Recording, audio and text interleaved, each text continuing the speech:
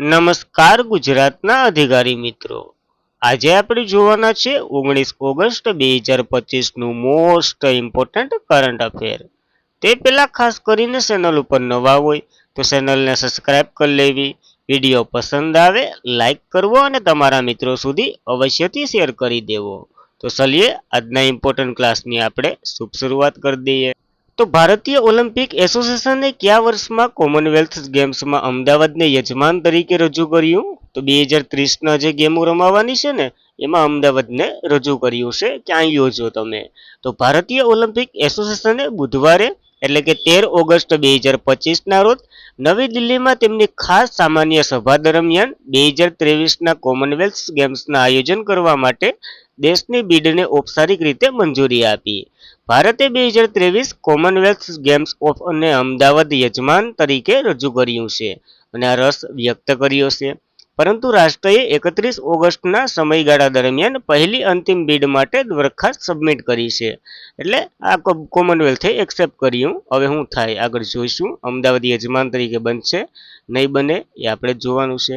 Canada રેસમાંથી ખસી ગયું પછી ભારત 2023માં કોમનવેલ્થ ગેમ્સ મેળવવાની શક્યતા વધુ ઉજ્જડ થઈ રહી છે. એટલે કે કેનેડા સાઈડમાં ખસી ગયું એટલે ભારતની શક્યતા થોડીક વધી ગઈ. હવે જોઈએ શું થાય શું નહીં એ બધી. ત્યારબાદ તાજેતરમાં જ ઈસરોએ કયા રાજ્યમાં અવકાશ પ્રયોગશાળાનું ઉદ્ઘાટન કર્યું છે? તો અરુણાચલ પ્રદેશમાં ઉદ્ઘાટન કર્યું છે. અવકાશ જે વિજ્ઞાન શિક્ષણની પહોંચને લોકશાહી બનાવવા માટે એક દિશાના મહત્વપૂર્ણ પગલામાં ભારતીય અવકાશી સંશોધન સંગઠન એટલે કે ઇન્ડિયન સ્પેસ રિસર્ચ ઓર્ગેનાઇઝેશનને અરુણાચલ પ્રદેશના દૂરના સિયોમ જિલ્લાના મેથુકા સરકારી ઉચ્ચ માધ્યમિક શાળા છે ને ત્યાં અતિ આધુનિક અવકાશી પ્રયોગશાળાનું ઉદ્ઘાટન કર્યું છે. મુસ્તફા ફાઉન્ડેશનના સહયોગથી આ શરૂ કરવામાં આવેલ એક પહેલ છે જેનું ઉદ્ઘાટન કર્યું છે ઈસરોએ. અને અરુણાચલ પ્રદેશમાં શિક્ષણ પ્રાધાન્ય પાદસ દરરોજ સોના દ્વારા 16 ઓગસ્ટ 2025ના રોજ આ ઉદ્ઘાટન કરવામાં આવ્યું છે. તો ખાસ ઇમ્પોર્ટન્ટ નવું સંશોધન કેન્દ્ર બન્યું છે એ પણ અરુણાચલ પ્રદેશમાં.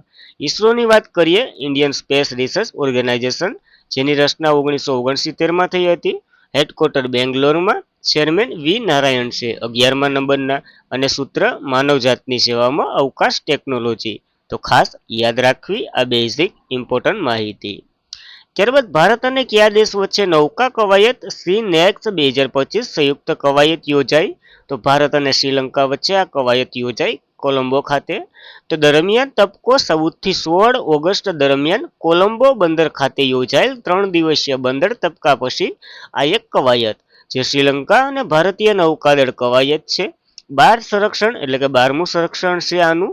સમુદ્ર તબકા કોલંબો પશ્ચિમ પાણીમાં ચાલી રહી છે અને ભારતીય નૌકાદળ 2 જહાજો ફ્લીગેટ આઈએનએસ જ્યોતિ અને વિનાશક આઈએનએસ રાણાએ ભાગ લીધો. નૌકાદળ એટલે શ્રીલંકાના નૌકાદળમાં વિજય બાહુ અને શ્રીલેન સથોરે ભાગ લીધો. એ આપણે ઇમ્પોર્ટન્ટ નથી, આપણા યાદ રાખવા આઈએનએસ જ્યોતિ અને આઈએનએસ રાણા બંનેએ ભાગ લીધો. કોલંબો ખાતે યોજાઈ રહી છે શ્રીલંકામાં. તો ખાસ આ કવાયત પર યાદ રાખવી. ત્યારબાદ કયા દેશે 100 ગીગાવોલ્ટ સોલાર ફોટો વોલ્ટેઇક ઉત્પાદનના સીમાચિહ્ન હાસિલ કર્યું છે? ભારતે આ સીમાચિહ્ન હાસિલ કરી લીધું છે સમય કરતા પહેલા. તો ભારતીય સ્વસ્થ ઉર્જા મહત્વાકાંક્ષીઓને એક મોટા પ્રયાસ તરીકે દેશને મંજૂર કરાયેલ મોડ્યુલ અને ઉત્પાદક સૂચિમાં હેઠળ સત્તાવાર રીતે 100 ગીગાવોલ્ટ સોલાર ફોટોવોલ્ટેઇક જે મોડ્યુલ ઉત્પાદન ક્ષમતા સુધી પહોંચી ગયું છે. અને સોલાર ફોટોવોલ્ટેઇક જે આ એક પેનલ છે જે સૂર્યપ્રકાશમાંથી વીજળી ઉત્પન્ન કરે અને તેના સોલાર પેનલ કહી શકીએ. એટલે કે આપણે પેનલ જેવી જ હોય એ ટાઈપની કહી શકીએ. આ સીમાચિહ્ન 2014માં માત્ર 2.3 ગીગાવોલ્ટથી એક મોટી છલાંગ તરીકે છે, કારણ કે 2.3 ક્યાં અને 100 ગીગાવોલ્ટ ક્યાં, તો બંને વચ્ચે ઘણો ડિફરન્સ છે જે ભારતે હાસિલ કર્યો. જે સૌર ઉત્પાદનમાં આત્મનિર્ભરતા તરફ ભારતની પ્રગતિ 2030 સુધીમાં 500 ગીગાવોલ્ટના અશ્મિભૂત ઇંધણ ક્ષમતા પ્રાપ્ત કરવામાં એટલે કે વ્યાપારિક લક્ષ્ય ધરાવે છે. તો ખાસ આપણો 2030 સુધીનો 500 ગીગાવોલ્ટનો છે એ આવી રીતના રહે તો પૂરો થઈ જાય એમ કહેવા માંગે છે. ત્યારબાદ કોન્સ્ટિટ્યુશન ક્લબ ઓફ ઇન્ડિયાના નવા સચિવ બની ગયા છે. આની ચૂંટણી હમણાં યોજાઈ હતી. તો ભાજપના વરિષ્ઠ સાંસદ રાજીવ પ્રતાપસિંહ રૂડી જે ફરીથી વિજેતા બન્યા છે આ ચૂંટણીમાં. તો ખાસ આ સંજીવ બલૈયા જે એના બંને સામે હતા એમાંથી રાજીવ પ્રતાપ જીત્યા છે અને મંગળવારે આ ચૂંટણીનું રિઝલ્ટ આવી ગયું છે, તો ખાસ એક નિયુક્તિ તરીકે યાદ રાખવી. ત્યારબાદ કયા રાજ્યએ બૌદ્ધિક વિકલાંગ ધરાવતા વિદ્યાર્થીઓ માટે દિશા અભિયાન અમલમાં મૂક્યો છે? તો મહારાષ્ટ્રએ મૂક્યો છે આ યોજના તરીકે. તો મહારાષ્ટ્રએ બૌદ્ધિક વિકલાંગ ધરાવતા વિદ્યાર્થીઓ માટે સમાન અને ગુણવત્તાયુક્ત શિક્ષણ પૂરું પાડવા દિશા અભિયાન અમલમાં મૂક્યો. આ અભ્યાસક્રમ 1944ના સ્થાપિત જય વકીલ ફાઉન્ડેશન દ્વારા વિકસાવવામાં આવ્યો હતો, જે 80 વર્ષના અનુભવ અને સાર્વત્રિક શિક્ષણ પદ્ધતિઓનો ઉપયોગ કરવામાં આવ્યો છે. આ કાર્યક્રમ રાજ્યભરની જે 453 વિશેષ શાળાઓમાં ચાલશે. મહારાષ્ટ્ર એક દિવ્યાંગ જરૂરિયાતની પ્રાથમિકતા આપતું પ્રથમ રાજ્ય તરીકે ઉભરી આવ્યું છે, તો ખાસ ઇમ્પોર્ટન્ટ ધરાવે છે દિશા અભિયાન જે અમલમાં મૂક્યું. ત્યારબાદ પ્રથમ વખત આંતરરાષ્ટ્રીય સિંહ સંરક્ષણ સેમિનારનું આયોજન ક્યાં કરવામાં આવ્યું છે? તો સાસણ ગીર અભયારણ્ય છે ને એમાં કરવામાં આવ્યું છે.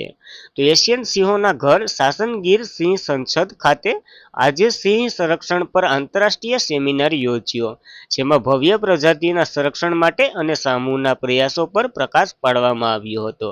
આ સેમિનાર રાજ્યભરમાં સાંસદ અને સિંહ ઉત્સાહ પરિમલ નથવાણી, ગુજરાત વન પર્યાવરણ આબોહવા પરિવર્તન મંત્રી મુળુભાઈ બેરા વગેરે હાજરી હતી.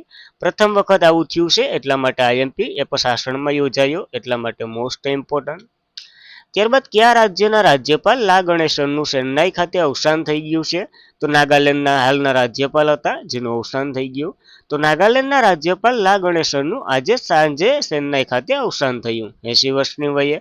ભાજપના વરિષ્ઠ નેતા લા ગણેશન ફેબ્રુઆરી 2023માં નાગાલેન્ડના રાજ્યપાલ તરીકે નિયુક્ત થયા હતા. અગાઉ તેઓ મણિપુર અને અગાઉ પશ્ચિમ બંગાળનો વધારાનો શાસક એમને રાજ્યપાલ તરીકે સોંપેલો હતો, તો ખાસ ઇમ્પોર્ટન્ટ ધરાવે, ઘણું રાજકારણીય પદ છે તો યાદ રાખવું. ત્યારબાદ સાઉદી અરેબિયામાં કારગિલના જળદાજુનો પ્રારંભ થયો. પ્રથમ વખત થયું છે આવી નિકાસ કરવામાં આવ્યો છે કારગિલમાંથી. તો ભારત કૃષિ નિકાસ માટે એક સીમાસીન ક્ષણમાં લદ્દાખના કારગિલ જિલ્લાના તાજા જળદારુ જે 15 ઓગસ્ટ 2025ના રોજ ભારતના 79માં સ્વતંત્રતા દિવસની ઉજવણી નિમિત્તે સાઉદી અરેબિયામાં પ્રવેશ્યા હતા. આ ઔપચારિક લોન્ચિંગ રિયાદ લલ્લુ હાઈ માર્કેટ ખાતે યોજાયું હતું, જેમાં ભારત સાઉદ વેપાર સંબંધોમાં ખાસ કરીને કૃષિ ક્ષેત્રે એક જીવંત નવા અધ્યાયનું પ્રતીક થયું. તો ખાસ આ પ્રથમ વખત કારગિલના જે જળદારુ છે ને એ મૂકવામાં આવ્યા હતા, તો ઇમ્પોર્ટન્ટ ધરાવે, યાદ રાખવા. અને આજના માટે એટલું જ હતું. આ ચેનલ પર પ્રથમ વખત હોય તો અવશ્યથી સબસ્ક્રાઇબ કરી લેવી. વિડીયો પસંદ આવે લાઇક કરવો, તમારા મિત્રોને શેર કરવો, ટેલિગ્રામમાં જોઈન્ટ થઈ જવું, પસંદ આવે તો વધારે મિત્રો સુધી પુગાડવો. આજના માટે એટલું જ હતું. ધન્યવાદ. જય હિન્દ, જય ભારત.